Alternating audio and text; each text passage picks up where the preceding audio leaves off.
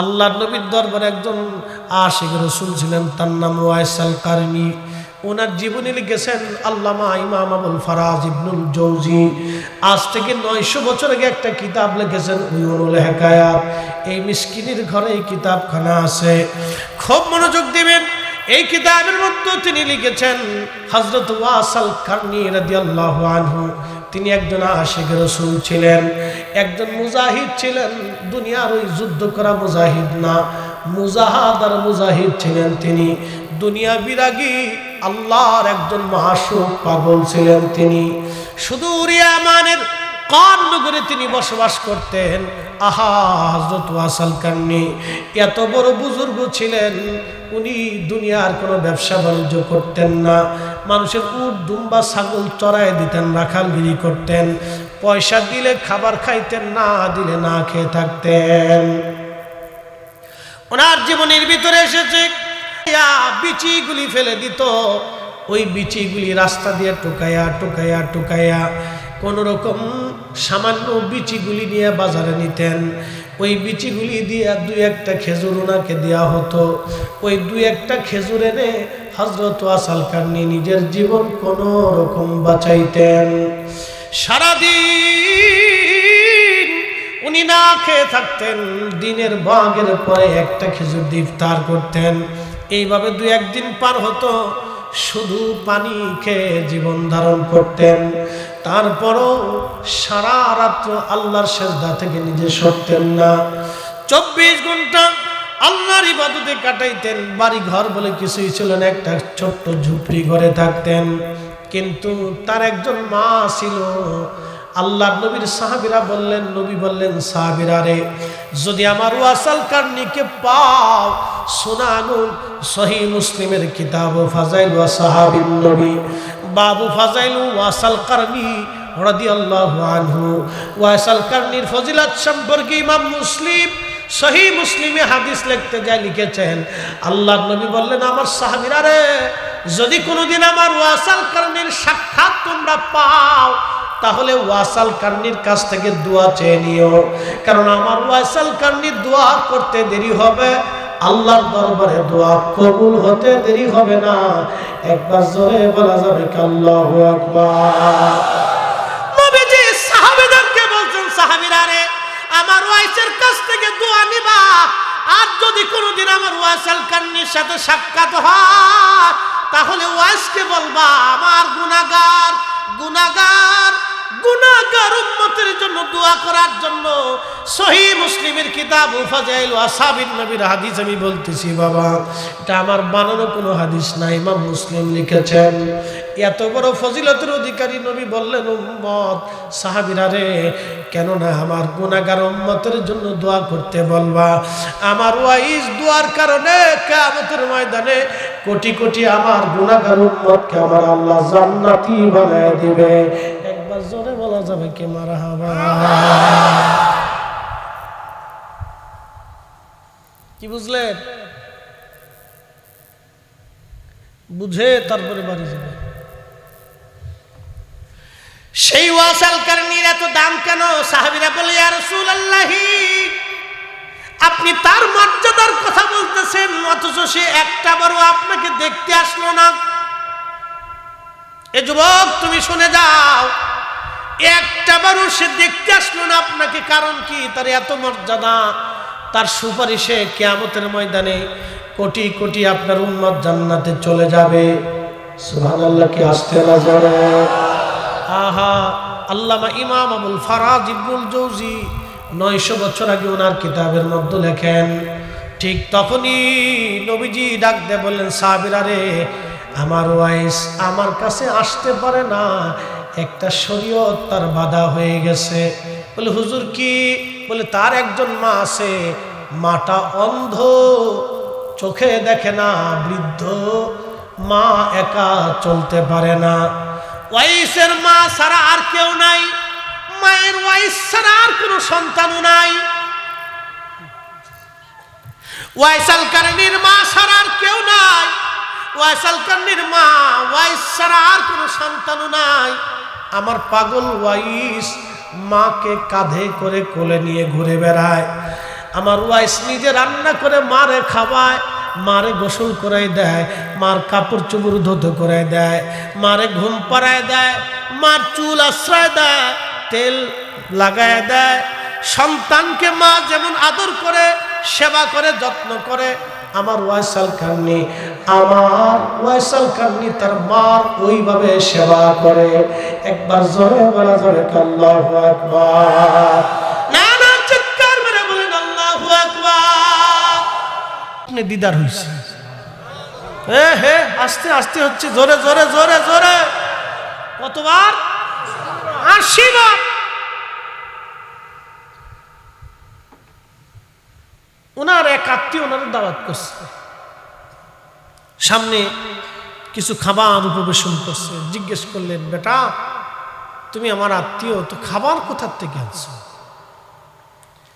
আমারও যখন আপনারা খাওয়াইছেন তখন কিন্তু জিজ্ঞাসা করি নেই, বেটা খাবার কোথার থেকে আনছো, খাবারের উৎস কি? আমার পীর মুর্শিদ আপনাদের টাকা জীবনে 1 টাকা কোনোদিন ধরেন নাই, এবং আপনাদের এই সম্পদগুলি উনি ওয়াকফ করে রাহেলিল্লাহ করে দিয়ে গেছেন। উনি কোনোদিন ওনার ব্যাংকের অ্যাকাউন্ট আপনি পাবেন না, উনি ওনার অ্যাকাউন্টেও কোনোদিন টাকা জমা কোনোদিনও করেন নাই, 1টা টাকা উনি আপনাদের ধরেনও নাই। আপনাদের টাকার খাবার উনি কোনোদিনও খান নাই, প্রমাণ দিতে পারবেন না। ওনার আলাদা একটা জমি ছিল, ওখানকার ধান, ওখান থেকে উনি খাবার খেতেন। আর একটা গাভী ছিল, ওই গাভীর দুধ খেতেন। ওই দুধ কোনোদিন বিক্রি করে বাকি শাকসবজি ওনার জন্য হতো। আপনাদেরকে আজকে মুজাহাদার একটা গোপন তথ্য জানাইলাম। উনি মুজাহাদা করতেন। আপনারা আমাকে টাকা দিবেন, হাদিয়া দিবেন, আমি কিন্তু দেখবো না যে কে সুদখোর দিল আর ঘুষখোর দিল, এটা আমি দেখবো না। টাকা দিছেন, আমি পকেটে ঢুকে ফেলছি। খাবার দিছেন, আমি খেয়ে ফেলছি। এটাকে মুজাহাদা বলে না। মুজাহাদার একটা স্তর আছে, এটা আমরা সবাই পারবো না। যদি আমি ওয়াজে বলতেছি, কিন্তু সবাই পারবো না, এটা আমাদের সবার পক্ষে সম্ভব না। এটা বিশেষ ওলিরা করতেন, যারা একবারে শেষ স্তরে চলে যাইতেন, তারাই মুজাহাদাটা করতেন। তো ইমাম আহমদ ইবনে হাম্বলের মুজাহাদা আপনাদেরকে শোনাই। মোরাকাবা, মুশাহাদা, মুজাহাদা, বুঝাইতে পারছি আপনাদেরকে? মোরাকাবা, মুশাহাদা, মুজাহাদা। মুজাহাদাটা বুঝাইতেছি। ইমাম আহমদ ইবনে হাম্বল জিজ্ঞেস করলেন, বেটারা খাবার কোত্থেকে আনছে? বলে, হুজুর আমার বাড়িতে খলিফাতুল মুসলিমিন তিনি আমার কাছে কিছু খাবার হাদিয়া, কিছু অর্থ করে আমাকে দিয়েছিলেন গিফট, সেখান থেকে আপনার জন্য খাবারের ব্যবস্থা করছি। ইমাম আহমদ ইবনে হাম্বল বললেন, বেটা এই খাবার আমার জন্য না, এটা আমি খেতেই পারবো না। বলে, হুজুর কারণ কি? বলে, শোনো, রাজা বাদশাদের অর্থ আর টাকার ভিতরে গরিবের রক্ত লেগে থাকে। ঠিক আসতে বলেন কেন? জোরে বলেন। রাজা বাদশা আমির উম্মতের টাকার ভিতরে গরিবের রক্ত লেগে থাকে, মাজলুমের রক্ত লেগে থাকে। বললেন, বেটা এই খাবার আমার জন্য না, আমি এটা খেতেই পারবো না। যদি তুমি তোমার পক্ষ থেকে খাবার দিতে আমি খাইতাম। আমি কোনো রাজার বাদশার দরবারের খাবার খাই না। মাটি খুঁজে তালাশ করলেও ইমাম আহমদ ইবনে হাম্বলের মতো একজন আলেম খুঁজে পাবেন না। মাটি খুঁজে তালাশ করলেও হুজুর গাউসে পাকের মতো ওলি পাবেন না। তামাম পৃথিবী তন্ন তন্ন করে খুঁজলেও খাজা বাবা আজমিরি আর একটা তৈরি করতে পারবেন না। তামাম পৃথিবী তন্ন তন্ন করে খুঁজলেও শাহজালাল ইয়ামানি মুজাদ্দিদ আর একটা জন্ম দিতে পারবেন না। কথা বলেন না কেন? ঠিক না? সমালোচনা করা যায়, কিন্তু কাজে পরিণত করা বড় কঠিন।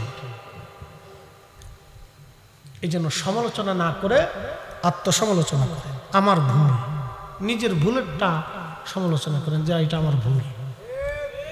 কথা ঠিক কিনা ভাই? এটা আমার ভুল, আমার ভুল, এটা আমি এটা অপরাধ করছি। আত্মসমালোচনা হচ্ছে সবচেয়ে বড় সমালোচনা। গীবত, তহমত, শেখায়েতে ভাল না, সে ভাল না, ওইটা ভাল না, এটা ভাল না, দোকানে বসে বসে ব্যক্তির সমালোচনার চর্চা না করে নিজের চর্চা করেন যে আমার এটা ভুল হচ্ছে, আমি এটা অন্যায় করতেছি, আমি আজকে ফজর পড়ি নেই, আসর পড়ি নেই, আমি আজকে মিথ্যা বলে ফেলছি, আমি ওপরে গালি দিয়ে ফেলছি, গীবত করছি, এটা আমার ভুল হয়েছে, আমার অন্যায় হয়েছে। এটা হচ্ছে তরিকা। তরিকতের গভীর তত্ত্ব হুজুর কেবলা এগুলি শিখাইছেন আমাদেরকে। কি কথা মনে থাকবে? পীর কেবলা জান হুজুর এগুলি শিখিয়েছেন, বাবা এগুলি করো, আত্মসমালোচনা করো। প্রিয় ভাই আমার, খুবই মনোযোগ দিয়ে কথাগুলি শুনে যাবেন। আজ রব্বুল আলামিন ডাক দিবে, যাও তোমার সন্তানদেরকে ডেকে নিয়ে আসো। বড় ছেলেকে ডাকা হবে, বেটা আমার, তোমার সুখের জন্য আমি সুদ ঘুষ করে অন্যায় করে জমি জমা করছিলাম, বেটারে আজকে আল্লাহর দরবারে হাসরের মাঠে আসামি হয়ে গেছি। ওরে বেটা, এই সম্পদের কারণে আজকে আমি গুনাহগার হইছি। ছেলেরে, আজকের গুনাহের জিম্মাদারি তুমি কিছু ভাগ নিয়ে যাও। ছেলে ডাক দে বলবো, আব্বা জান, অধিকার ছিল আমার আপনার কাছে, কারণ আমি আপনার সন্তান। লালন পালনের দায়িত্ব ছিল আপনার আব্বা জান। হালালে না হারামে এই বিষয়টা আমার উপরে ন্যস্ত ছিল না, এটা আপনার জিম্মায় ছিল আব্বা। আজকে আমি নিজের পাপের চিন্তায় পেরেশান। বাবা গো, আপনার গুনাহের জিম্মাদারি নেওয়ার সময় আমার নাই। আপনার আপন কেউ নাই, আপন কেউ নাই। জিন্দেগি তো যায় রে ফাঁকি দিয়া রে সোনার আদম, জিন্দেগি তো যায় ফাঁকি দিয়া। ও আদম রে, পাক ধরিয়া গেছে দাড়ি, দন্ত মাসে গোটা চারি, সমন জারি গিয়াছে করিয়ারে সোনার আদম, জিন্দেগি তো যায় ফাঁকি দিয়া। আল্লাহুম্মা সাল্লি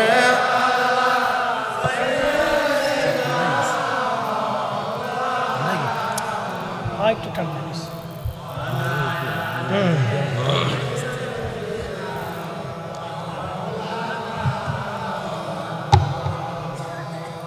এই উঠেন কেন? পেশাবে ধরছে?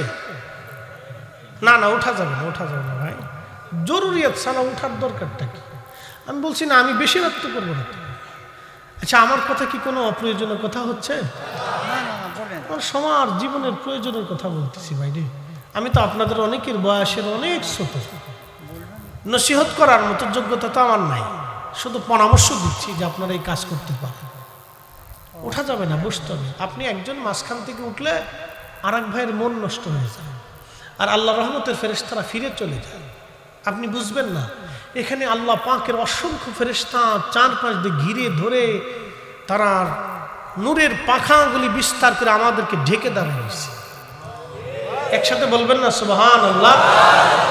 আল্লাহর নবী বলছেন হিলাকুজ জিকির, এই যে জিকিরের মজলিস, অনেকেই হাসি তামাশা করে কিন্তু এটা কি পাগল পুগল নাকি? না, হিলাকুজ জিকির হুয়া রিয়াজুল জান্নাহ। আল্লাহ রাসূলের পবিত্র জবানের কথা, জিকিরের মজলিস আল্লাহর বেহেশতের বাগান। মদিনাতে কোনোদিন গেছেন? হজে যাওয়ার কেউ আছে এখানে? হজে যারা গেছেন বা মদিনাতে গেছেন, যদি না থাকেন তাহলে আমি বলে দিচ্ছি, মনোযোগ দেন। যদি কোনোদিন রওজা শরীফে যান, আল্লাহর হাবিবের রওজা শরীফের ডান পাশে একটু আগে একটা মিম্বর শরীফ আছে। ওই মিম্বর থেকে রওজা শরীফ পর্যন্ত নবীজি যেখানে রওজা শরীফ, এটা ছিল হুজুর সাল্লাল্লাহু আলাইহি সাল্লামের পবিত্র হুজরা। এখানে তিনি আম্মাজান আয়েশা সিদ্দিকা রাদিয়াল্লাহু আনহাকে নিয়ে সংসার করতেন এবং অন্যান্য আম্মাজানরাও আশেপাশে থাকতেন ওখানে।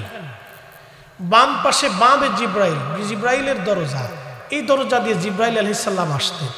আর একটা দরজা আছে বাবুন নেসা, নারীরা ওই দরজা দিয়ে নবীজির কাছ থেকে পর্দার আড়াল থেকে মাসলা মাসাইল জানতেন। একসাথে বলবেন না মারহাবা? কারা আসতেন? নারীরা। জোরে বলেন, কারা আসতেন? কোথায় আসতেন? রসুলের দরবারে বাবুন নেসা দিয়ে আলাদা একটা পিছনের দরজা ছিল, ওই দরজা দিয়ে পর্দার আড়াল হয়ে নবীজির কাছ থেকে মাসলা মাসাল যেতেন। নবীজি ঘরের ভিতরে থাকতেন, মহিলার এই পাশে এসে বসে নবীজির কাছে বিভিন্ন মাসলা মাসাইল বিষয়ে প্রশ্ন করতেন, নবীজি সমাধান দিতেন। এই জন্য মহিলারা ওয়াজে আসবে, মহিলারা ওয়াজে, কথা কন না, মহিলারা ওয়াজে আসবে, তারা ওয়াজ শুনবে।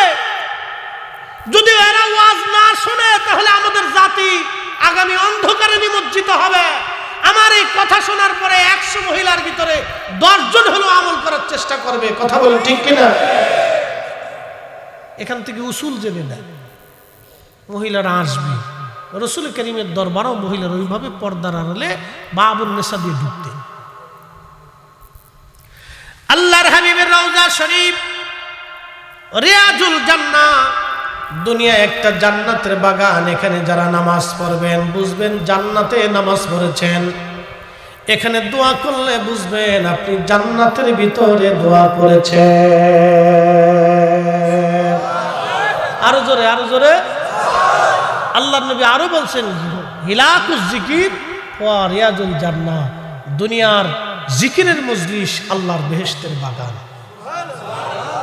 এখন আপনাদেরকে বুঝাই, অনেকেই এই ওনার ব্যক্তিগত মতামতে বা ওনার বুঝে উনি বেদাত বলতে পারে, স্বাধীনতা আছে, বলার সুযোগ আছে, বলতে পারে। কিন্তু আমি আপনাদেরকে বুঝাই, এখানে আমরা যখন দোয়া করব তখন সবাই কার কাছে দোয়া করব? না বলবো খাজা বাবা আপনি আমাদেরকে দেন, প্রধানমন্ত্রী দেন, ডক্টর ইউনূস আপনি আমাদেরকে দেন, সুযোগ আছে? না, আমরা চাই কার কাছে?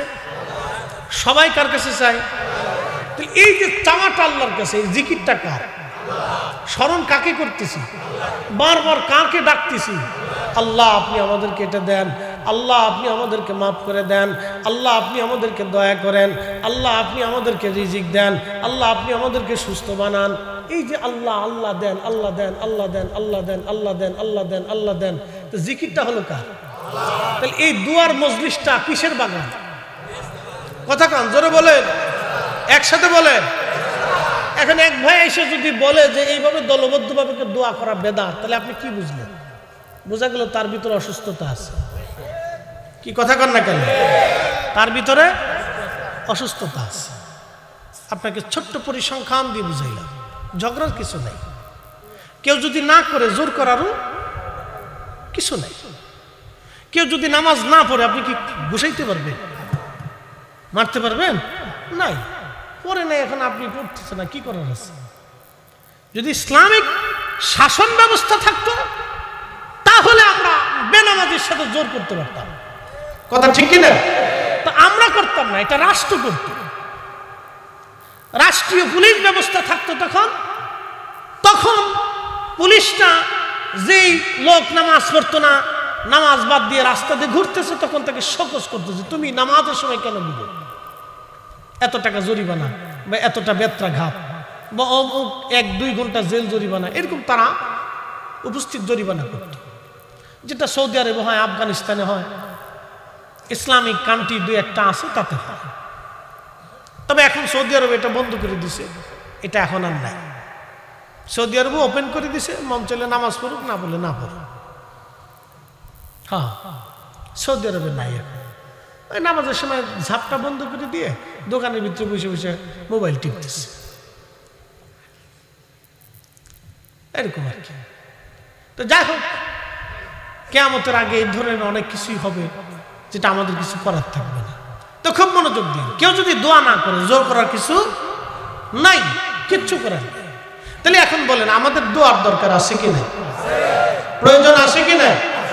করবো কিনা? ইনশাল্লাহ আমরা করব, আমাদের প্রয়োজনে করব।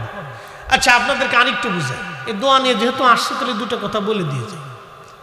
মার কাছে বারবার চাইলে মা বেজার হয় না? হয়। আপনি যদি সকালে টাকা চান, মা 10টা টাকা দেন, দিছে। দুপুরে যা গেলেন, মা 20টা টাকা দেন, দিছে। রাত্রে যা গেলেন, মা 50টা টাকা দেন, দিছে। পরের দিন যা গেলেন, মা আরো 50 টাকা দেন। তখন বলবে, বেটা কালকে তুমি 3বার টাকা দিয়ে আজকে আবার টাকা চাস, গোলামের ভূত। বুঝলেন নাই? মা কিন্তু চিনতে গেছে। মা কি হয়েছে? চাইতে গেছে।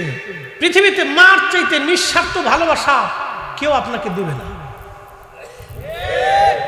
মায়ের চাইতে নিঃস্বার্থ ভালোবাসা বাবার চাইতে আপনাকে কেউ দেবে না, না কেউ দেবে না। বলে কেমন? আমি আপনাদেরকে আরেকটু বুঝাই দিচ্ছি। আপনাদের বাড়িতে মুরগি আসেনি? আসে না? অনেকে মুরগি পালে না। তো মুরগির ডিম দিছে বাড়ির মহিলা, আপনার সহধর্মিনী, আপনার স্ত্রী মুরগিতে ডিম পাড়ার জন্য মুরগির ফ্যাটের নিচে ডিম দিছে। আচ্ছা, মুরগি কতদিন ডিমের উপরে বসে থাকে?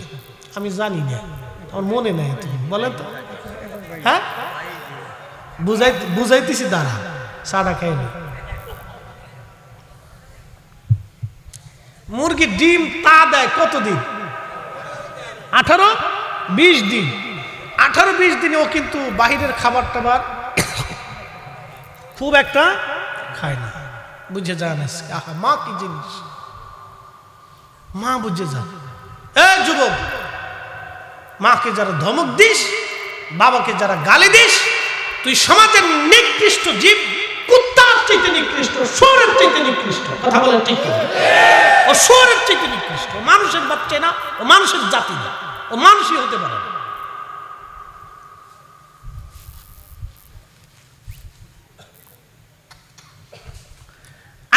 একটা মুরগি ডিম দেয়, কি জন্য ডিম দেয়? নিঃস্বার্থ ভাবে একটা মুরগি ডিম দিতে থাকে, তা দেয় সে প্রয়োজন সামান্য খাবার ছাড়া বেশি খায় না। ডিমের উপরে 24 ঘন্টায় সে বসে থাকে একভাবে, কারণ এই ডিম থেকে তার বাচ্চা আসবে। ডিম থেকে 18-20 দিন পরে বাচ্চা বের হলো। এই মুরগিটা বাচ্চাদেরকে নিয়ে নিজে খাবার তখনও খায় না। দেখবেন আপনি খাবার দিছেন, ছোট খুদ না, আপনাদের দেশে কি বলে, খুদ আপনি ছিটিয়ে দিলেন। ছোট্ট মুরগি বাচ্চাদেরকে নিয়ে, মুরগির বাচ্চার মা মুরগি, এই দেখবেন খুদ নিজে খায় না, টুকরায়া পা দিয়ে সরায় তার বাচ্চাদেরকে খাওয়ায়। এটার নাম মা। নিঃস্বার্থভাবে মা কলিজার ভিতর থেকে সন্তানদেরকে ভালোবাসে। কি কথা বলেন ঠিক কিনা? ওগো মা, তুমি এ ধরনের শ্রেষ্ঠ নিয়ামত, তোমারই পদতলে রয়েছে জান্নাত। ওগো মা, তুমি এ ধরনের শ্রেষ্ঠ নিয়ামত, তোমারই পদতলে রয়েছে জান্নাত। এই মা মুরগাটা নিজে না খেয়ে বাচ্চাদেরকে খাওয়ায়। শুধু তাই না, যদি চিল আসে বাচ্চা ধরে নেওয়ার জন্য, মুরগি এমন একটা ডাক দেয়, সমস্ত বাচ্চাগুলি সে পাখনার নিচে নিয়ে যায়। তারপরও যদি চিল ধরার জন্য আসে, ওই মুরগাটা নিজের জীবন বাজি রেখে ওই চিলের সাথে, শিয়ালের সাথে বা কুত্তার সাথে মারামারি করে। মুরগি জানে আমি শিয়ালের সাথে মারামারি করে পারবো না, তারপরও মা মুরগাটা নিজের বাচ্চা বাঁচানোর জন্য নিজের জীবনকে ঝুঁকির মধ্যে ফেলাইয়া তার সন্তান বাঁচানোর চেষ্টা করে। তিনি মা মা মা। এই জন্য আল্লাহ রাসূল বলেন, উম্মত, তোমরা যদি মাকে কষ্ট দাও, 1000 বছর ইবাদত হলেও জান্নাতের চেহারা দেখবা না। ফরিদি সাহেব যত বড় বক্ত হোক না কেন, লক্ষ কোটি বছরের বক্তব্যের জীবন আলেও আহা জান্নাত খুঁজে পাওয়া যাবে না, জান্নাত হবে না। বন্ধুরা, খুব মনোযোগ দিয়ে কথাগুলি আর শুনে যাবেন। আল্লাহর নবীর দরবারে একজন আশিক রাসূল ছিলেন, তার নাম ওয়াইস আল কারনী। ওনার জীবনী লিখেছেন আল্লামা ইমাম আবুল ফারাজ ইবনুল জৌজি। আজ থেকে 900 বছর আগে একটা কিতাব লিখেছেন, উয়ুনুল হিকায়াত। এই মিসকিনের ঘরে এই কিতাবখানা আছে, খুব মনোযোগ দিবেন। এই কিতাবের মধ্যে তিনি লিখেছেন, হযরত ওয়াইস আল কারনী রাদিয়াল্লাহু আনহু, তিনি একজন আশিক রাসূল ছিলেন, একজন মুজাহিদ ছিলেন। দুনিয়ার ওই যুদ্ধ করা মুজাহিদ না, মুজাহাদার মুজাহিদ ছিলেন তিনি। দুনিয়া বিরাগী আল্লাহর একজন মাসুক পাগল ছিলেন তিনি। সুদূর ইয়ামানের কোন নগরে তিনি বসবাস করতেন? আহা, হযরত ওয়াসাল কারনী এত বড় বুজুর্গ ছিলেন, উনি দুনিয়ার কোনো ব্যবসা বাণিজ্য করতেন না। মানুষের উট দুম্বা ছাগল চড়ায় দিতেন, রাখালগিরি করতেন। পয়সা দিলে খাবার খাইতেন, না দিলে না খেয়ে থাকতেন। ওনার জীবনের ভিতরে এসেছে বিচিগুলি ফেলে দিত, ওই বিচিগুলি রাস্তা দিয়ে টোকাইয়া টোকাইয়া টোকাইয়া কোন রকম সামান্য বিচিগুলি নিয়ে বাজারে নিতেন। ওই বিচিগুলি দিয়ে দুই একটা খেজুর ওনাকে দেওয়া হতো। ওই দুই একটা খেজুর এনে হযরত ওয়াসাল কারনী নিজের জীবন কোন রকম বাঁচাইতেন। সারাদিন উনি না খেয়ে থাকতেন, দিনের ভাগের পরে একটা খেজুর দিয়ে ইফতার করতেন।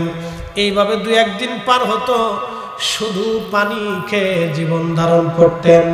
তারপরও সারা রাত্র আল্লাহর সেজদা থেকে নিজে সরতেন না। 24 ঘন্টা আল্লাহর ইবাদতে কাটাইতেন। বাড়ি ঘর বলে কিছুই ছিল না, একটা ছোট্ট ঝুপড়ি ঘরে থাকতেন। কিন্তু তার একজন মা ছিল। আল্লাহর নবীর সাহাবীরা বললেন, নবী বললেন, সাহাবীরা রে, যদি আমার ওয়াসাল কারনীকে পাও, সুনানুল সহিহ মুসলিমের কিতাব ফাজাইল ওয়া সাহাবীন নবী বাবু ফাজাইল ওয়াসাল কারনী রাদিয়াল্লাহু আনহু। ওয়াসাল কারনীর ফজিলত সম্পর্কে ইমাম মুসলিম সহিহ মুসলিমে হাদিস লিখতে যায় লিখেছেন, আল্লাহর নবী বললেন, আমার সাহাবীরা রে, যদি কোনোদিন আমার ওয়াসাল কারনীর সাক্ষাৎ তোমরা পাও, তাহলে ওয়াসাল কারনীর কাছ থেকে দোয়া চেয়ে নিও, কারণ আমার ওয়াসাল কারনীর দোয়া করতে দেরি হবে, আল্লাহর দরবারে দোয়া কবুল হতে দেরি হবে না। একবার জোরে বলা যাবে কি আল্লাহু আকবার। নবীজি সাহাবীদেরকে বলছেন, সাহাবীরা রে, আমার ওয়াইসের কাছ থেকে দোয়া নিবা, আর যদি কোনোদিন আমার ওয়াসাল কারনীর সাথে সাক্ষাৎ হয়, তাহলে ওয়াইসকে বলবা, আমার গুনাহগার গুনাহগার গুনাহগার উম্মতের জন্য দোয়া করার জন্য। সহিহ মুসলিমের কিতাব ফাজাইল ওয়া সাহাবীন নবীর হাদিস আমি বলতেছি বাবা, এটা আমার বানানো কোনো হাদিস না, ইমাম মুসলিম লিখেছেন। এত বড় ফজিলতের অধিকারী নবী বললেন, উম্মত সাহাবীরা রে, কেন না আমার গুনাহগার উম্মতের জন্য দোয়া করতে বলবা। আমার ওয়াইস দোয়ার কারণে কিয়ামতের ময়দানে কোটি কোটি আমার গুনাহগার উম্মতকে আমার আল্লাহ জান্নাতি বানায় দিবে। একবার জোরে বলা যাবে কি মারহাবা। কি বুঝলেন? বুঝে তারপরে বাড়ি যাবে। সেই ওয়াসাল কারনীর এত দাম কেন? সাহাবীরা বলে, ইয়া রাসূলুল্লাহ, আপনি তার মর্যাদার কথা বলতেছেন, অথচ সে একটা বারও আপনাকে দেখতে আসলো না। এ যুবক, তুমি শুনে যাও, একটা বারও সে দেখতে আসলো না আপনাকে, কারণ কি? তার এত মর্যাদা, তার সুপারিশে কিয়ামতের ময়দানে কোটি কোটি আপনার উম্মত জান্নাতে চলে যাবে। সুবহানাল্লাহ, কি আসতে না জোরে। আহা, আল্লামা ইমাম আবুল ফারাজ ইবনুল জৌজি 900 বছর আগে ওনার কিতাবের মধ্যে লেখেন, ঠিক তখনই নবীজি ডাক দিয়ে বললেন, সাহাবীরা রে, আমার ওয়াইস আমার কাছে আসতে পারে না, একটা শরীয়ত তার বাধা হয়ে গেছে। বলে, হুজুর কি? বলে, তার একজন মা আছে, মাটা অন্ধ, চোখে দেখে না, বৃদ্ধ মা, একা চলতে পারে না। ওয়াইসের মা ছাড়া আর কেউ নাই, মায়ের ওয়াইস ছাড়া আর কোনো সন্তানও নাই। ওয়াইসাল কারনীর মা ছাড়া আর কেউ নাই, ওয়াইসাল কারনীর মা ওয়াইস ছাড়া আর কোনো সন্তানও নাই। আমার পাগল ওয়াইস মাকে কাঁধে করে কোলে নিয়ে ঘুরে বেড়ায়। আমার ওয়াইস নিজে রান্না করে মারে খাওয়ায়, মারে গোসল করাই দেয়, মার কাপড় চোপড় ধুতে করে দেয়, মারে ঘুম পাড়ায় দেয়, মার চুল আশ্রয় দেয়, তেল লাগায় দেয়। সন্তানকে মা যেমন আদর করে, সেবা করে, যত্ন করে, আমার ওয়াইসাল কারনী, আমার ওয়াইসাল কারনী তার মার ওইভাবে সেবা করে। একবার জোরে বলা যাবে আল্লাহু আকবার। না না, চিৎকার মেরে বলেন আল্লাহু আকবার। আমার পীর মুর্শিদের কাছে এক ভদ্রলোক গেছে, তার বাড়ি রাজবাড়ি বালি কিন্তু মারা গেছে। আমি তখন স্টুডেন্ট, আমাকে একদিন বলতেছে, ভাইজান আমি গেছি কিন্তু আমি যুবক। তো হুজুর কাছে গেলাম, হুজুর আমি মুরিদ হব। তো হুজুর বললেন, বাবা মা আছে? বলে, হ্যাঁ হুজুর আছে। বাবা তোমাকে মুরিদ করা যাবে না। বলে, হুজুর কেন? তুমি তোমার মার কাছ থেকে আগে জিজ্ঞেস করে আসো, যদি তোমার মা অনুমতি দেয় তাহলে আসবা। তো উনি বলতেছেন যে আমি পরের তারিখ আবার গেলাম, আম্মার কাছ থেকে অনুমতি নিলাম, মা বলল যাও। তো মার কাছ থেকে অনুমতি নিয়ে আমি দাঁড়াইলাম। হুজুর আজকে আমাকে জিজ্ঞেস করলেন কিন্তু বায়াত করাই দিলেন। তা আমি দাঁড়াই রয়েছি, তেমন সময় এক ভদ্রলোক ফল টল দিয়ে কিছু ভালো জিনিস হুজুরের জন্য হাদিয়া আনছে, আমরা নজরানা বলি। তো নজরানা নিয়ে আসছে। তো হুজুরের সামনে সারেং সাহেব ছিল, ফরাদ ভাইয়ের আব্বা। তো সামনে আনার পরে হুজুর আস্তে করে বাম দিকে মুখ ঘুরাই। তো উনি বলতেছে, হুজুর এই লোকটা অনেক দূর থেকে আপনার জন্য কিছু ভালো ভালো খাবার টাবার ফল ফ্রুট নিয়ে আসছে, একটু দোয়া চায়। হুজুর আবার ডান দিকে মুখ ঘুরাই, আবার বলতেছে, হুজুর অনেক দূর থেকে আসছে, অনেক কিছু নিয়ে আসছে, আপনার দোয়া চায়। হুজুর আবার বাম দিকে মুখ ঘুরে আরেকজনের সাথে কথা বলে, ওনার দিকে তাকাই না। তো আবার স্বামী সাহেব বলতেছে, হুজুর অনেক দূর থেকে আসছে লোকটা, দোয়া চায়। তো হুজুর কেবল এবার জালালি হয়ে বললেন, বাবা ওনাকে বাড়ি নিয়ে ওনার খাবার ফেরত নিয়ে যেতে বলে, ওনার মাকে খাইতে দেন, উনি আমাকে খাইতে দিতে আসছে। একসাথে বলবেন আল্লাহু আকবার। আপনারা তো জানেন জাকেরদের হালত, হুজুর বলছে থাবা দিয়ে ধরছে সবাই, কলার টলার টাইনে ধরে মাইরেই ফেলাই দিবে। এই মেয়ে আপনি করছেন কি? তো লোকটা বলতেছে, হ্যাঁ আমার ভুল হয়ে গেছে, আমার ঘরে বৃদ্ধ মা বাবা আছে, আমি মা বাবার খাইতে দিই নিয়ে জুদা হয়ে গেছি, আমি হুজুরের কাছে খাবার নিয়ে এসে তাড়াতাড়ি যান, বেরোন এখান থেকে, দূর হয়ে যান, আপনার এখানে কোনো জায়গা নেই। তো কেউ যদি হুজুরের মুরিদ হয়ে থাকেন আর বাবা মার খেদমত যদি না করে থাকেন, তাহলে আটটুসি আপনার জন্য যাওয়ার প্রয়োজন নাই। এই কথা বলেন, আপনাকে কে দেখতে বলছেন? কে মুরিদ হইতে পেয়েছে আপনারে? যাকে হইতে পেয়েছে কেনা?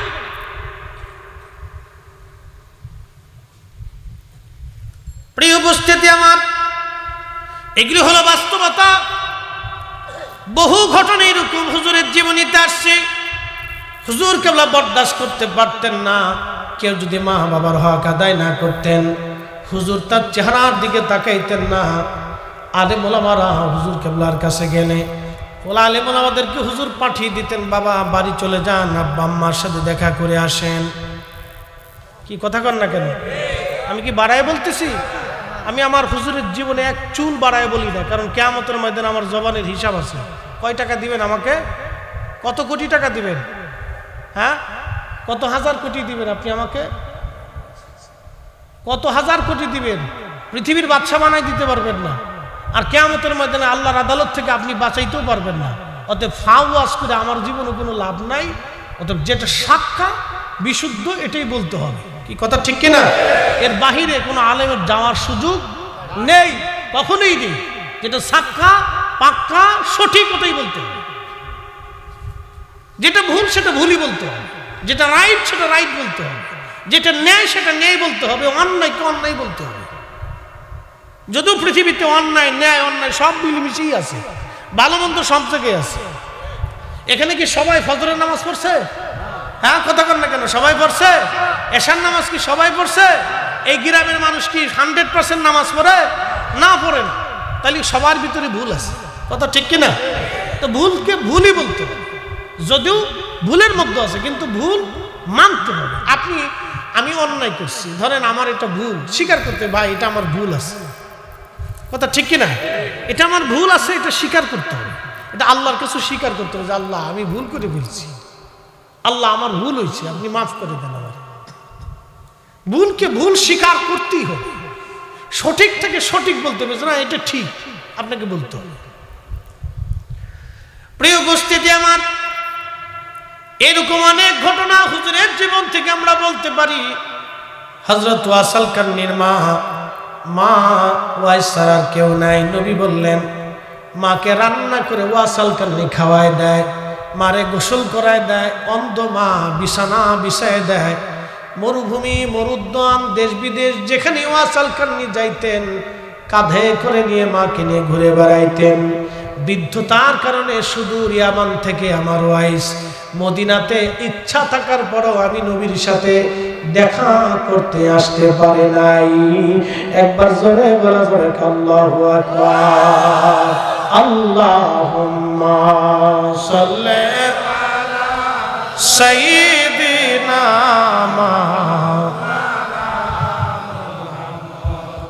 ওয়া আলা আলি সাইয়্যিদিনা। তুমি রহমান, তুমি মেহেরবান, তুমি রহমান, তুমি মেহেরবান। অন্ধ গাহে না শুধু তোমারি গুণগান, অন্ধ গাহে না শুধু তোমারি গুণগান। বুঝেও বুঝে না তবু শান, তুমি রহমান, তুমি মেহেরবান। কখনো তোমাকে যদি ভুলি, হেদায়েতের আলো জেনে নিয় কাছে তুলি। ঠাই দিও প্রিয়তম, ঠাই দিও প্রিয়তম, ওগো মহিয়ান। তুমি রহমান, তুমি মেহেরবান। কষ্ট হইতেছে? আর একটু সময় চলবে? হ্যাঁ, কেবল ফোনে 11টা বাজে, আর 15 মিনিট চলুক ইনশাল্লাহ। সকলে বলেন আমিন। নারে তাকবীর, নারে রিসালাত। না আবার এই স্লোগানে অনেকেই বেজার হইতে পারে না, বেজার হয়েন না, আপনাদেরকে বুঝাই। জমিন কার?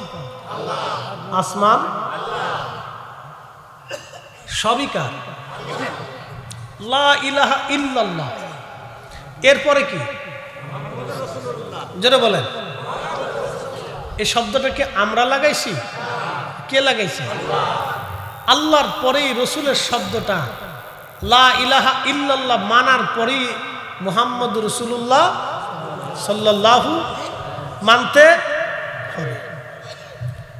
বলে হুজুর কোন দলিলে? কোরআনের দলিল। কোরআন বলতেছে আমিনু বিল্লাহি ওয়া রাসূলিহি, তোমরা ঈমান আনো আমি আল্লাহর উপরে এবং এরপরেই আমার রাসূলের উপরে। একসাথে বলবেন আল্লাহু আকবার। কোরআন বলতেছে আমিনু বিল্লাহি ওয়া রাসূলিহি, ঈমান আনো আমি আল্লাহর উপরে, আমার পরেই আমার রাসূলের উপরে। তো লা ইলাহা ইল্লাল্লাহ, এরপরে কি? জোরে বলেন, হ্যাঁ আরো জোরে বলেন। লা ইলাহা, তারপরে এই কালেমা আবার একদল আছে কেবল যে এটা শিরিকি কালেমা। শিরিক হইছে আল্লাহর পরে মুহাম্মদ লাগানো যাবে না, এটা আর এক অসুস্থ, এটা একবার পুরোই অসুস্থ। কথা ঠিক কিনা? ওনারে ফাপ লাগার দিয়ে সিট খালি দিয়ে ওখানে পাঠাই দিবেন যে ভাই সাহেব তুমি ওখানে চলে যাও, তোমার আর দরকার নেই। তুমি কোরআনও বুঝো না, হাদিসও বুঝো না, তুমি কোরআনও বুঝো না, হাদিসও বুঝো না। হুজুর কোন দলিলে? ইমাম হাজার আসকালানি রাহিমাহুল্লাহ আল ইসাবা ফি তামঈজিস সাহাবা একটা কিতাব লিখছেন, আমার ঘরে আছে। শুধু একটা হাদিস আনার জন্য কিতাবটা আনছি। এই কিতাবের মধ্যে তিনি একটা হাদিস লেখেন, হযরত রাসূল কারীমের সাহাবী আবু বারদা রাদিয়াল্লাহু আনহু, আবু বুরাইদা রাদিয়াল্লাহু আনহু আল্লাহর নবীকে খুঁজতে খুঁজতে সাহাবা একরামের কাছে যায়, বলেন এ সাহাবীরা মুহাম্মদ কোথায় আছে বলো। খুব মনোযোগ দিয়েন, তখন ঈমান আনে নাই। বলে মুহাম্মদ কোন জায়গা বলো। বলে আমাদের নবী পাহাড়ের পাদদেশে ছায়ার নিচে বিশ্রাম করতেছেন।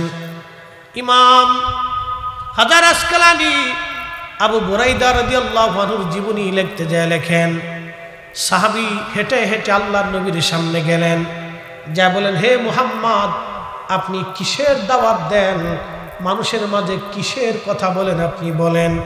আল্লাহ নবী বলেন লা ইলাহা ইল্লাল্লাহ মুহাম্মাদুর রাসূলুল্লাহ সাল্লাল্লাহু আলাইহি ওয়াসাল্লাম, আমি এই কালেমার দাওয়াত দেই। নবী সাহাবী আবু বুরাইদা বলেন ইয়া রাসূলুল্লাহ, তাহলে আর কিসের দেরি করবেন, আমার ওই কালেমা পড়ায় দেন।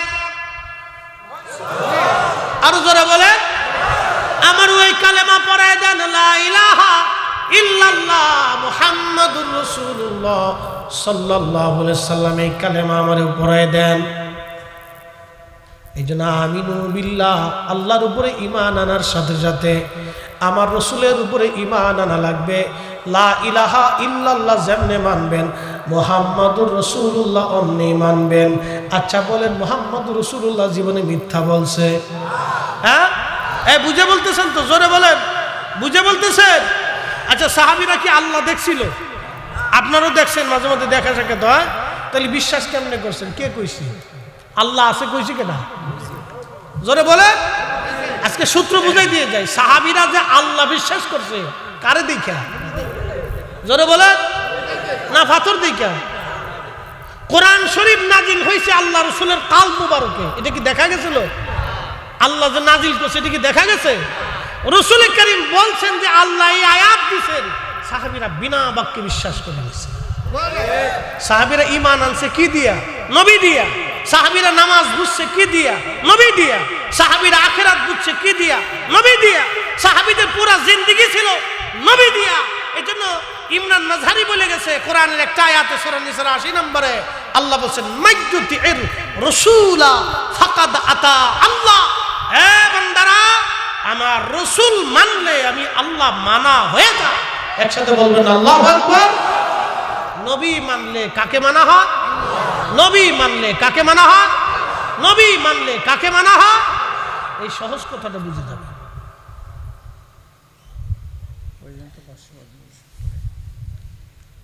নবী মানলে আল্লাহ মানা হয়ে যায়। এই জন্য কাজী নজরুল কতই না চমৎকার ভাবে বলেছেন, আল্লাহকে যে পাইতে চায় হযরতকে ভালোবেসে, আরশ কুরসি লৌহ কলম না চাইতে পেছে। আল্লামা ডক্টর ইকবাল ঠিক তখনই জামাবে শিকওয়াতে পাকিস্তানের লাহোরে বসে তিনি লিখতেছিলেন, কে ওয়াফাতুনে मुहम्मद से तू हम तेरे ये जांच ही किया लौह कलम तेरे।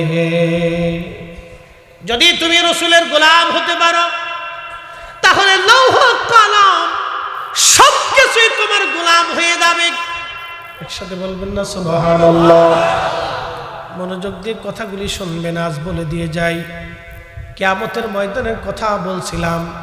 হাসরের মাঠে আল্লাহ রসুল বলেন, আমার উম্মত তিন জায়গা মা সন্তানের পরিচয় দিবে না, সন্তান মার পরিচয় দিবে না, বাবা সন্তানের পরিচয় দিবে না, সন্তান বাবার পরিচয় দিবে না। আমার পীর ভাইরা ভালো করে শুনে যাবেন। আল্লাহর নবী বলেন তিন জায়গা। জোরে বলুন, কয় জায়গা? তিন জায়গা কিয়ামতের ময়দানে কেউ কারো পরিচয় দিবে না। প্রথম নাম্বার, যখন আমল নামা ওজন করা হবে, আমল নামা যখন ওজন করা হবে, আমল নামা ওজন করা হবে, কি মনে হয় ওজন হবে না? হবে নি? হবে। আমল নামা ওজন করা হবে, ঠিক তখন নেকির পাল্লা ভারী হবে না গুনার পাল্লা ভারী হবে? সমস্ত মানব গোষ্ঠী পেরেশান হয়ে যাবে, হায় হায় আমার কি আজ হালত হবে। সন্তান মায়ের কথা মনে রাখবে না, মা সন্তানের কথা মনে রাখবে না, বন্ধু বান্ধবের খবরই খুঁজে পাওয়া যাবে না। সেই সময় ওজন নাকি ওজন পাল্লা হবে। আল্লাহ নবী বলেন, উম্মত কেউ কারো খোঁজ সেই দিন নেবে না, কিন্তু আমি ওই মিজানের পাল্লার পাশে দাঁড়ায় থাকবো।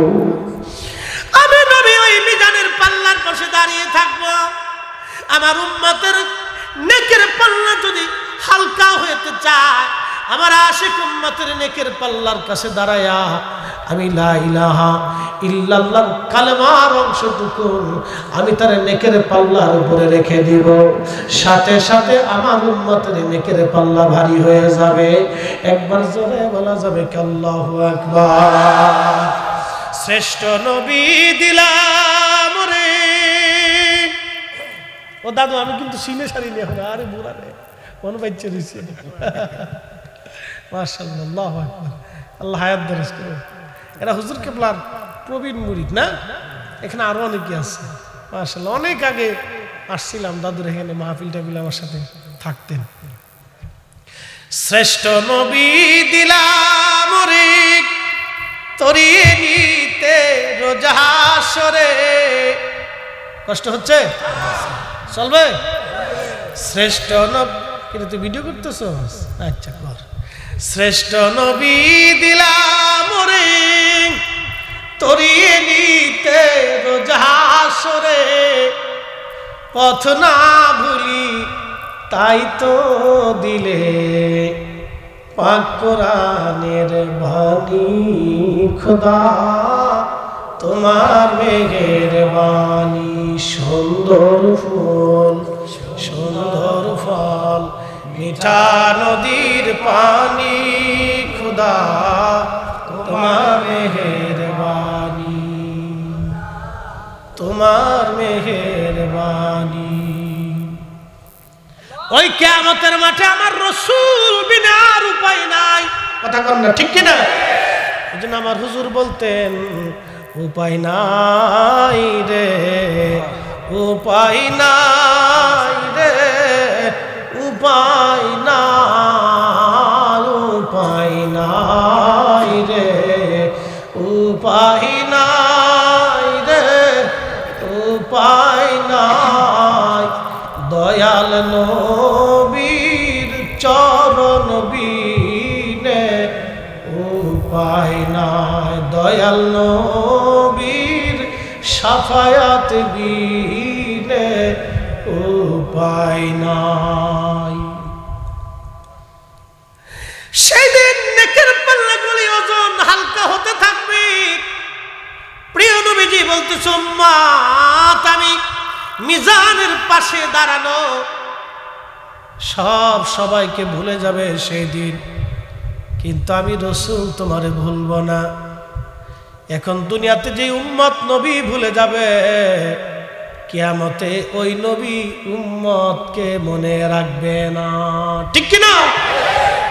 এই জন্য হুজুর কেবলা বললেন বাবা এশার নামাজ পড়ে ঘুমোতে যাওয়ার আগে 500 বার দুরূদ পড়ো, কারণ এই ঘুমটা তোমার জীবনের শেষ ঘুম হতে পারে। এই জাকির ভাইরা খালি বিড়ি টানেন না, হ্যাঁ? উচিত কথা আমি কাউরে ছাড়ি না, আমার কাউরে ছাড়াছাড়ি নেই, এগুলো আজকে ছেড়ে দিবেন। পায়ে হাত দিয়ে বলতেছে আপনি আমার ভাই, আপনাকে আল্লাহর দিকে ডেকে না আমার দায়িত্ব।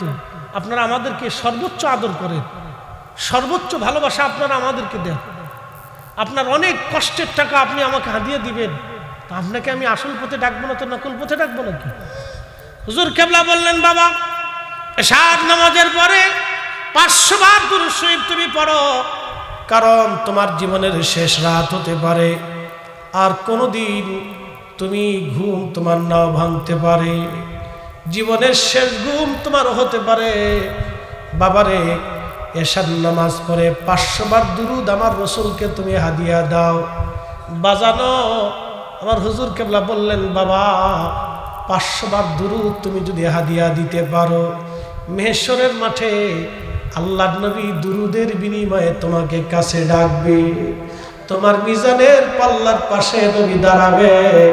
এই জন্য দুরূদ শরীফ ছাড়া যাবে না। রাজি আছেন না? না আছেন? আছেন? আছেন? আছেন? আছেন? আমার পীর ভাইরা আসেননি? শুধু পীর ভাই না, সব উম্মতের জন্য একই দায়িত্ব, কথা ঠিক কিনা? শুধু পীর ভাই না, সব উম্মত যেই দুরূদ শরীফ পড়বেন আপনি সেই কিয়ামতে রাসূলকে পাবেন, পড়বেন না পাবেন না। আল্লাহর নবী বলেন উম্মত কিয়ামতে কি আমার কাছে থাকতে চাও? সাহাবীরা বলেন হ্যাঁ ইয়া রাসূলুল্লাহ, কিয়ামতের ময়দানে আপনি নবীর কাছাকাছি আমরা থাকতে চাই। আল্লাহর নবী বলেন উম্মত রে, তাহলে বেশি বেশি দুরূদ শরীফ পড়বা, তাহলে কিয়ামতের ময়দানে তোমরা আমার কাছাকাছি থাকবা। একবার জোরে বলা যাবে কি মারহাবা। নবীর দরুদ পড়ো দিলে দিলে, তোমরা নবীর দরুদ পড়ো দিলে দিলে, হৃদয় খুলে নবীর দরুদ গর্বে তেরা সুল দিওয়ানা, টের পাইল না মায়া মেনা, খবর দিল জিবরাইল আমিনে রাইখো মনে, নবীর দরদ পর নবীর দরদ পর দিলে হৃদয় খুলে নবীর দরদ। নবীজি বললেন, আল্লামা ইমাম ইবনে কাইয়্যিম জৌজি আজ থেকে প্রায় 900 বছর আগে, 800 বছর আগে তিনি একটা কিতাব লিখলেন, জালাউল আফহাম, আমার ঘরে আছে। এই কিতাবের মধ্যে তিনি একখানা হাদিসে কারিমা লিখলেন। আল্লাহর নবী বললেন, মান সাল্লা আলাইয়া ফি ইয়াউমিন আলফা মাররা,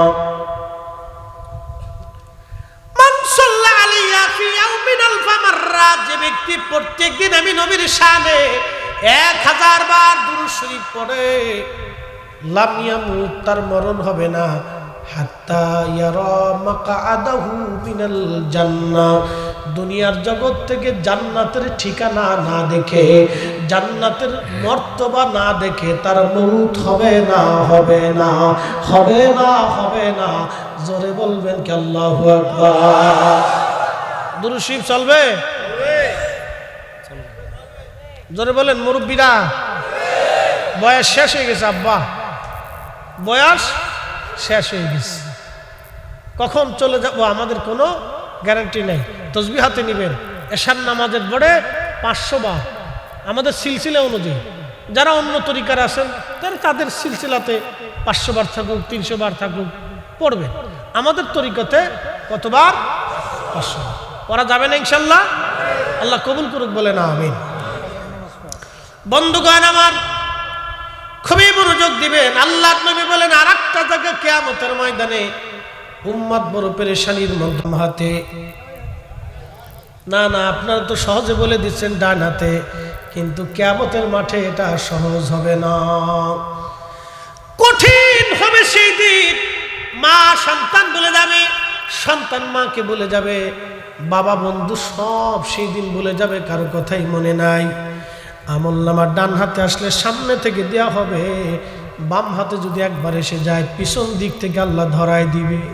হায় হায় হায়, সেদিনটা কত বড় ভয়াবহ হবে। আল্লাহ নবী ডাক দেয়া বলেন, এই জায়গা উম্মত কেউ কারো কথা মনে রাখবে না। 3 নম্বর, ফুলসিরাতের ঘাট। ফুলসিরাত পার হওয়ার সময় কেউ কারো কথা মনে রাখবে না, কেউ কারো কথা মনে রাখবে না। সন্তান মাকে বলবে, মা সন্তান বলে যাবে, কেউ কারো পরিচয় সেদিন দিতে থাকবে না। কিন্তু আমার রাসূল বলেন, উম্মত সবাই ভুলে গেল, আমি নবী ভুলব না। একবার জোরে বলা যাবে কি মারহাবা। আমি নবী সর্বপ্রথমে আমার হামদের পতাকা দিয়া, সহিহ বুখারীতে আসছে, আমি নবী কিতাবুশ শাফাআ বাবুশ শাফাআ, সহিহ বুখারী, মুসলিম, সুনানুত তিরমিজি, নাসাই, ইবনু মাজাহ, আবু দাউদ, পৃথিবীর দামি দামি হাদিসের ভিতরে কিতাবুশ শাফাআ বাবুশ শাফাআর কোন অধ্যায়ের ভিতরে হাজার হাজার হাদিস এরকম আসছে। নবী বললেন, কিয়ামতের মাঠে আমি আমার হামদের পতাকা, সুপারিশের পতাকা নিয়ে আমার উম্মতদেরকে দলবদ্ধভাবে নিয়ে নিয়ে ফুলসিরাত পার হয়ে আমি নবী আগে জান্নাতের দরজা খুলে ফেলব। একসাথে বলেন আল্লাহু আকবার। এখন দুনিয়াতে নবী মানার দরকার আছে না নাই? সুন্নত মানবেন কিনা? প্রত্যেকটা সুন্নত মেনে মেনে মেনে মেনে চলেন, দুনিয়াও শান্তি, আখিরাতেও শান্তি। সুন্নত মেনে মেনে মেনে মেনে চলেন। ফরিদি সাহেব সুন্নত মানে আমার কষ্ট নাই, ফরিদি সাহেব সুন্নত মানে আমার কোনো অসম্মানিত হয় নাই। সারা বাংলাদেশে যেখানে যাই আল্লাহ আমার সেখানেই সম্মান দিয়েছেন, সর্বমহলে দিয়েছেন। রাস্তাঘাটে, দোকানপাটে, ফেরিতে, ব্রিজে, কালভাটে, বন্ধু দেশে বিদেশে, বিমানবন্দরে যেখানে যাই দু একজন শ্রোতা আমার মিলে যায়, হুজুর আপনার ওয়াজ শুনি। কেউ কা হুজুর সারা রাত্র ওয়াজ শুনি। কালকে একজন বলতেছে হুজুর আপনার 200 ওয়াজ আমি শুনে ফেলছি। আর একজনকে হুজুর ওয়াজ শুনতে শুনতে মুখস্থ করে ফেলছি। আবার বহু লোক আছে বলে হুজুর জীবনে নামাজ পড়তাম না, ওয়াজ শুনে নামাজ ধরছি। একজন বন্ধু একদিন ফোন দিয়ে বলেন হুজুর আমি বাংলাদেশের ছাত্র একটা সংগঠনের সদস্য ছিলাম, আমি পরিচয় দেব না, আমি নাম বলবো না, চিনবেন আপনারা। লোকটা বলতেছে হুজুর আমি ঢাকা ইউনিভার্সিটিতে থাকা অবস্থায় এমন কোনো পাপের কাজ নাই আমি জীবনে না করেছি, তবে হুজুর আমি আলেম ওলামা দেখলে শরীর আমার জ্বলতো, আমি রাগ হয়ে যাইতাম, আজানের শব্দ আসলে আমার কালবের ভিতরে আগুন জ্বলে উঠতো, ভালো লাগতো না আমার। বলে হুজুর একটা ওয়াজ আমার জীবন পরিবর্তন করে দিয়েছে। আপনি আপনার পীর মুর্শিদের দরবারে দাঁড়ায়া হযরত বেলালের শানে ওয়াজ করেছিলেন, ওই ওয়াজটা শোনার পর আমি এত পরিমাণে কেঁদেছি আর এত পরিমাণে আমি কান্না করেছি হুজুর, আমি আজকে নামাজ ধরেছি, দাঁড়িয়ে রাখছি, আমি সব ছেড়ে দিয়ে ভালো হয়ে গেছি। দোয়া করবেন বাকি জীবন যাতে আল্লাহ রসুলের পথে চলতে পারি। এইরকম বহু মুসল্লি আমার আছে, একবার জোরে বলা যাবে কে মারহাবা। হেদায়েত কি আমরা দেব? কে দিবে? কে দিবে? আল্লাহ দিবে। তো আজ আমি লম্বাই তো করবো না, শেষ পর্যন্ত বলে দিয়ে যাই, কবরে চলে যেতে হবে। সাথে কেউ যাওয়ার সুযোগ আছে? কোনো সুযোগ নেই। এই দিনটা আমাদের জীবনের সবচেয়ে বড় ভয়াবহ দিন হবে। কবরের জিন্দিগিটা সবচেয়ে বড় ভয়াবহ হবে। আহা, কবরের জিন্দিগিতে সমস্ত মানুষ আপনাকে আমাকে রেখে চলে আসবে। স্ত্রী কাঁদবে, স্বামী থাকলে আমার নিত্য প্রয়োজনীয় জিনিসগুলি সে যত কষ্টই হোক যেখান থেকে হোক ম্যানেজ করে নিয়ে আসতো। ছেলে কাঁদবে, আব্বা বেঁচে থাকলে আমার পড়াশোনা, চাকরি বাকরি, বাজার সদাই আব্বা নিজেই করত, আমার প্রয়োজন যেখান থেকে হোক আব্বা যে কোনোভাবেই ম্যানেজ করত। আজকে আব্বা নাই, আমার কে দেখবে? স্ত্রী নিজের জন্য কান্দে, ছেলে মেয়েরা নিজের জন্যই কান্দে, কিন্তু আব্বার কবরে সে প্রশ্নের জবাব দিতে পারবে কিনা, কবরে কি হবে, এই জন্য কিন্তু কেউ কাঁদে না। কথা কি খারাপ কিছু ভাই? তাহলে ওই কবরে আপনার জন্য যিনি কাঁদবেন, যিনি আসবেন, তিনি রাহমাতুল লিল, একসাথে বলেন রাহমাতুল লিল। খুশি করলে নবীকে করে যেতে হবে, ঠিক কিনা? খুশি করলে রসুলকে করে যেতে হবে। আমার পীর মুর্শিদ একটা শেরের মাধ্যমে আমাদেরকে বুঝাইতে বলবো, যার কারণে জগত সৃজন রে দেখো চন্দ্র সূর্য তারা শূন্য ভরে, যার কারণে জগত সৃজন রে দেখো চন্দ্র সূর্য তারা শূন্য ভরে, আসে অচল চলে ধরা ধরে নবী পদবিনে ভাব সবই মিশে। ভাল লাগতেছে?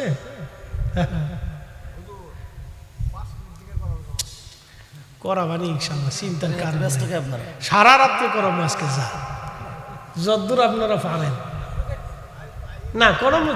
জিকিরের দরকার আছে, জিকির আমাদের একটা খোরাক। জিকির কেন খোরাক আমি আপনাদেরকে বুঝাই।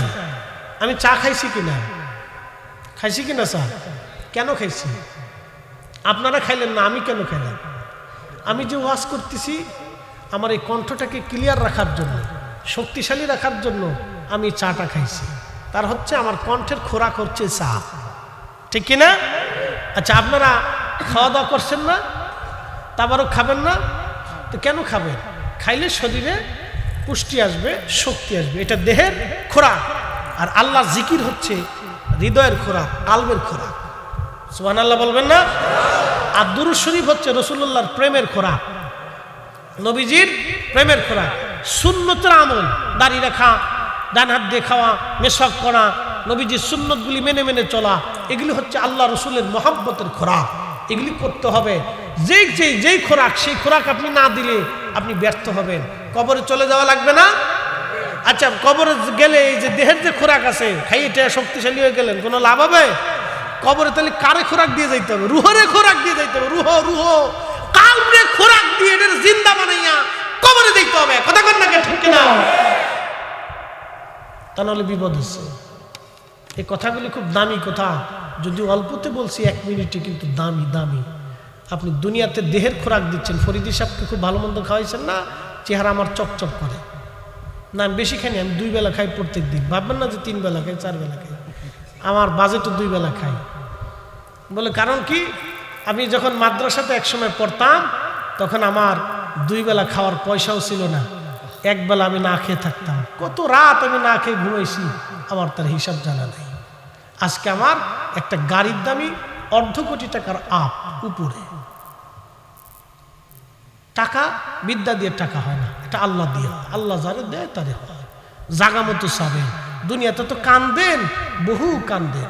ছেলে মরে গেলে কান্দেন, অর্থের জন্য কান্দেন, ফুলাফানের লেগে কান্দেন, বউয়ের ফিরিতি পরে কান্দেন। আবার আমরা ফুলাফান সেরিকের ফিরিতি পরে কান্দে। এটা কান্দে লাভ নাই। কান্নার জায়গা, কান্না করলে, সময় মতো কান্না করলে, ও মালিকের আসমান থেকে আসে। সূত্র মতো কান্দেন, জাগা মতো কান্দেন। আপনাদেরকে বলতেছি, জাগা মতো কান্দেন। যেখানে কাঁদলে কাজ হবে সেখানে কাঁদে। যেখানে কাঁদলে কাজ হবে সেখানে কাঁদে, কাজে লাগবে। আমি সেইখানে কাঁদছিলাম। আমার জীবনের একটা তাহাজ্জুদের রক্ত আমি ওই সময় কেঁদেছিলাম যে আমার দিন কি এইভাবেই যাবে।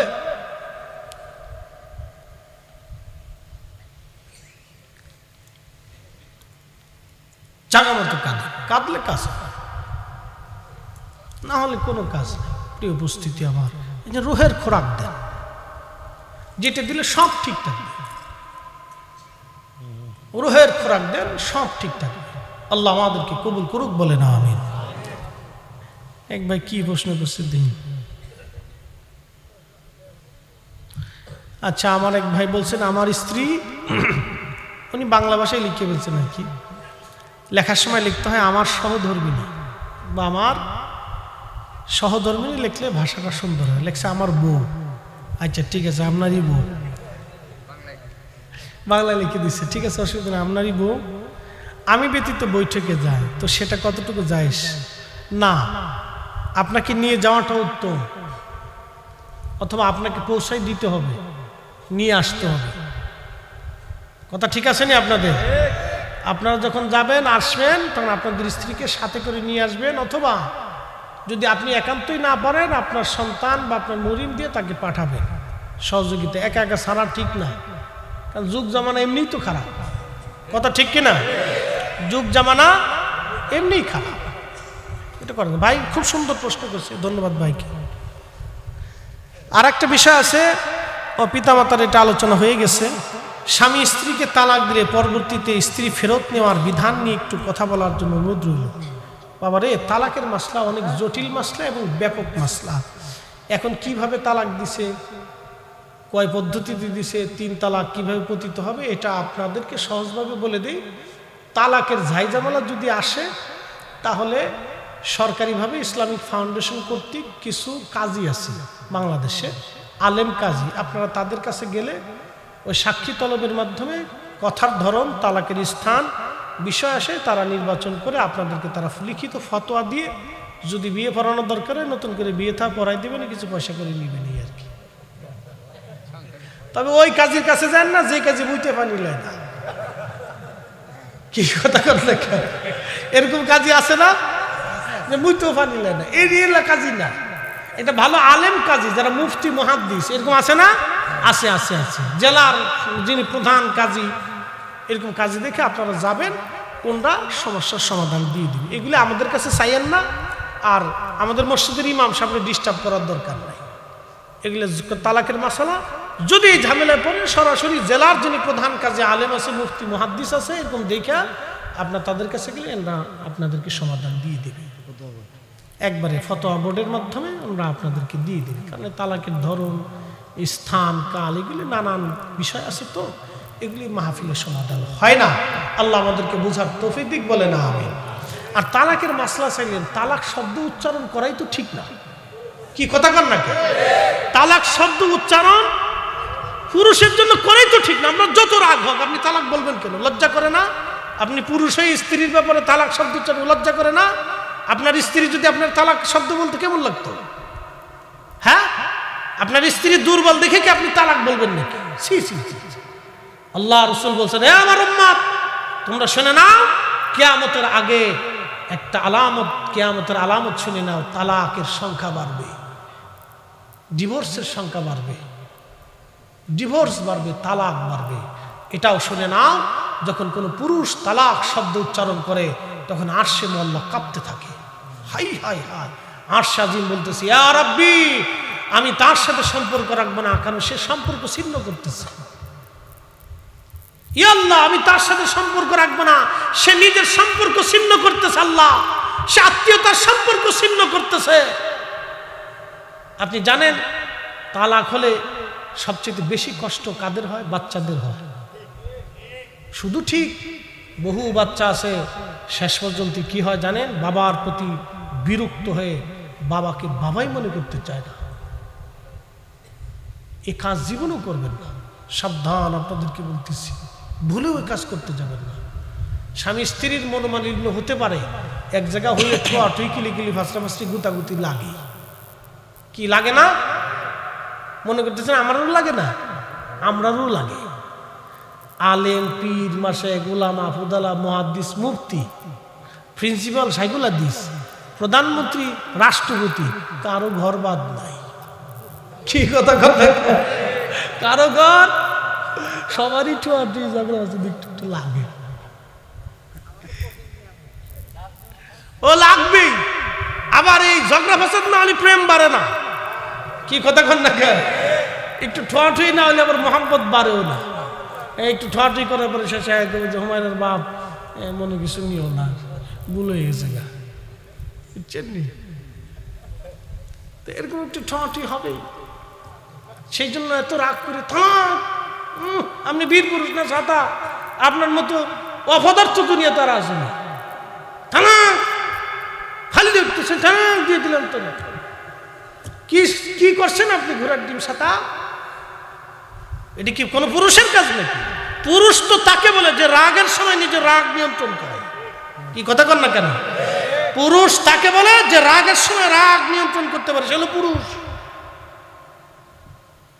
আর মুসলমান তাকে বলে যে কঠিন সময় ধৈর্য ধারণ করতে পারে, সে হলো মুসলিম। এত সহজ। আমার পীর মুর্শিদ বসে বসে লক্ষ লক্ষ মানুষের কথা শুনছে। কি কথা কন না কেন? আমাদের কাছে 2-4 জন লোক আসলে আমরা অস্থির হয়ে যাই, ভাই সরে যান, দূর থেকে আসছি, কষ্ট দিতেছে, পরে আসেন। হ্যাঁ, আমাদের কাছে খারাপ লাগে। কিন্তু আমার পীর মুর্শিদ বসে বসে বসে বসে কত মানুষের কথা শুনছে, একটা ধমক কোনো দিন দেন না। কেউ দাদু আপনি তো পূর্বীর লোক, একটা ধমকও কোনো দিন। আমি মার পেট থেকে যাই, এই জন্য বলতেছি। আমার নানা হুজুরের মুরিদ ছিল, তো বুঝেন আল্লাহ আমরা কত আগে থেকে, ও ব্রিটিশ আমল থেকে। ধৈর্য, মুসলমানের ধৈর্য না থাকলে সে মুসলমানই হতে পারে না। আলেমের ধৈর্য না হলে সে আলেমই হতে পারে না। ধৈর্য হতেই হবে আলেমের। হাজার মানুষ আমাকে গালি দিব, ওটা সহ্য করতে হবে। আলেমদের ধৈর্য না হলে সে আলেমই তো। সে কিসের আলেম? কিসের আলেম? কোথার থেকে লেখাপড়া করছে? কিসের আলেম সে? কোন আলেমের যদি ধৈর্য না থাকে সে আলেম হতে পারে না। ধৈর্য হতেই হবে তাকে, তাকে পরম ধৈর্যশীল হতে হবে। ধৈর্যশীল ছাড়া কেউ ওলি হতে পারে না। ওলি হওয়ার জন্য প্রথম গুণের একটা গুণ হচ্ছে ধৈর্য। যারা বলেন একটা গুণের নাম কি? সবর। সবর ইসলামের এক মহাগুণের নাম সবর। সবর করতে হবে তাকে। আপনার স্ত্রীর সাথে রাগারাগি হয়েছে, আপনি তালাক দিয়ে দিয়েছেন, এই কাজ করাই যাবে। আল্লাহ আমাদেরকে মানার তৌফিক দিক বলে না। আসেন নবীজিকে দাঁড়ায় সালাম জানাই, ইয়া নবী সালাম।